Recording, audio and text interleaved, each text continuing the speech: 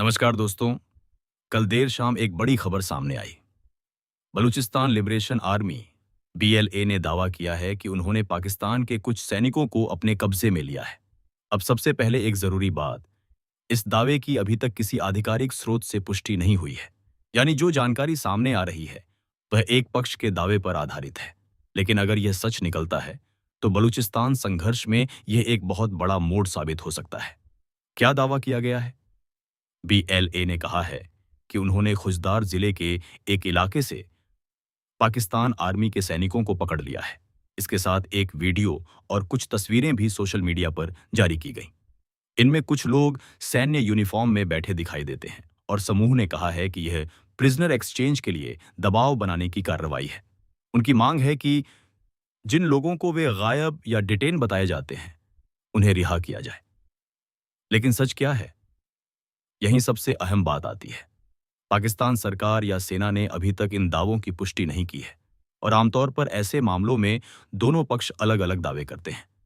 इसलिए फिलहाल इसे प्रचार युद्ध, इंफॉर्मेशन वॉरफेयर का हिस्सा भी माना जा रहा है। यानी जमीन पर लड़ाई के साथ-साथ नैरेटिव की लड़ाई भी चलती है।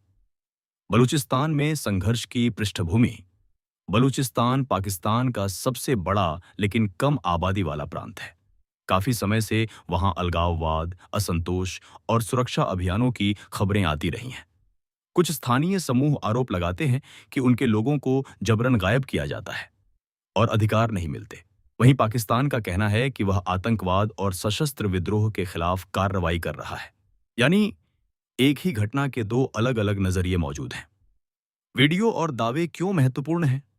आज के दौर में युद्ध सिर्फ मैदान में नहीं लड़ा जाता। सोशल मीडिया, वीडियो और बयान भी रणनीति का हिस्सा होते हैं। ऐसे वीडियो तीन काम करते हैं। एक, विरोधी पर दबाव बनाना। दो, अपने समर्थकों का मनोबल बढ़ाना। तीन, अंतर्राष्ट्रीय ध्यान आकर्षित करना। इसलिए असली लड़ाई सिर्फ हथियारों से नहीं बल्कि सूचना से भी लड़ी जाती है। क्या हालात बदल सकते हैं? अगर ऐसे दावे बार बार सामने आते हैं तो इसका असर स्थानीय सुरक्षा स्थिति और बातचीत की संभावनाओं पर पड़ सकता है। लेकिन फिलहाल न किसी बड़े सैन्य बदलाव की पुष्टि है और न ही आधिकारिक स्तर पर कैदियों के आदान प्रदान की घोषणा। इसलिए स्थिति को विकसित होती घटना माना जा रहा है।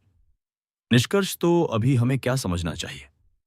दावा किया गया है लेकिन पुष्टि नहीं। वीडियो जारी हुआ है लेकिन सत्यापन बाकी। संघर्ष पुराना है लेकिन जानकारी सीमित।